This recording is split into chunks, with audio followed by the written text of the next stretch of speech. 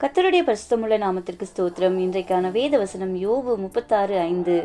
அவர் ஒருவரையும் புறக்கணியார், அவர் ஒருவரையும் புறக்கணியார் என்று யோபு 36:5 சொல்கிறது. ஒரு சிலர்லாம் யோசிப்பாங்க, ஆண்டவராகிய இயேசு கிறிஸ்து ஏதோ ஒரு குறிப்பிட்ட சமயத்தை சார்ந்த ஜனங்களுக்கு மட்டும்தான் அவர் ஆண்டவர்னு சில பேர் சொல்லுவாங்க. நாமெல்லாம் அந்த ஆண்டவரை கும்பிடலாமா? நாமளும் அவங்க மாதிரி ஜெபம் பண்ணால் கேட்பாரா? எங்களுக்கு விடுதலை தருவாரா? நாம் கேட்குறதெல்லாம் கிடைக்குமான்னு சொல்லி நம்மகிட்ட நீங்கள் எங்களுக்காக ஜெபம் பண்ணிக்கோங்கன்னு சொல்லி பார்த்துருக்கோம். ஆனால் நான் ஒன்று சொல்கிறேன், அவர் சர்வலோகத்துக்கும் ஆண்டவராக இருக்கிறார். யார் அவர்கிட்ட வந்தாலும் யாரையும் அவர் புறம்பே தள்ளினதே இல்லை. 2000 வருஷத்துக்கு முன்னாடி ஏசப்பா அந்த பூமியில் ஊழியம் செஞ்சப்போ அவரை தேடி வந்த ஒவ்வொருவரையும் ஆண்டவர் நின்று அவங்கள அணைச்சி அவங்களுடைய விசுவாசத்தை பலப்படுத்தி அவங்களுக்கு அற்புதத்தையும் அதிசயத்தையும் ஏசப்பா செஞ்சாருன்னு வேதத்தில் நம்ம பார்க்குறோம். அதே ஆண்டவர் இன்னைக்கும் ஜீவனோடு இருக்கிறார். நீங்கள் இந்த வார்த்தையை கேட்கும்போது எந்த இடத்துல இருந்தாலும் சரி, இயேசு என்ற நாமத்தில் நீங்கள் என்னெல்லாம் கேட்குறீங்களோ அத்தனை காரியத்தையும் அவர் நிச்சயம் உங்களுடைய வாழ்க்கையில் நிறைவேற்ற அவர் போதுமானவராக இருக்கிறார்.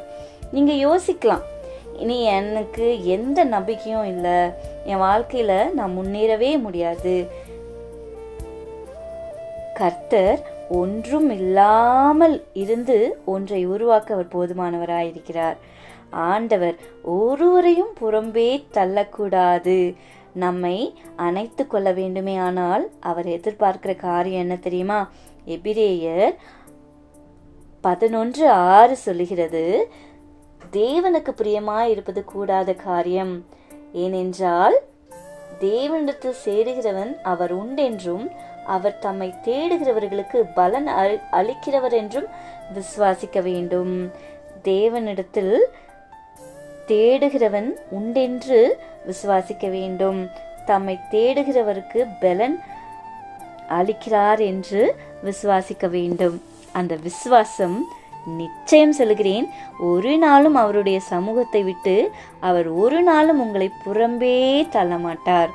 ஒருவேளை உங்கள் நண்பர்கள், உங்கள் உறவுகள், உற்றார் உறவினர்கள் உங்களை புறம்பே தள்ளலாம், ஏன் உங்கள் பெற்றோர் கூட உங்களை புறம்பே தள்ளலாம். ஆனால் நாம் ஆராதிக்கிற ஜீவனுள்ள கர்த்தர் உங்களையும் என்னையும் ஒரு நாளும் புறம்பே தள்ளுவதே இல்லை. விசுவாசத்தோடு அவர் சமூகத்தில் வருவோம், அவர் பாதத்தை இறுக்க பிடிப்போம், அவர் நிச்சயம் அற்புதங்களை செய்வார்.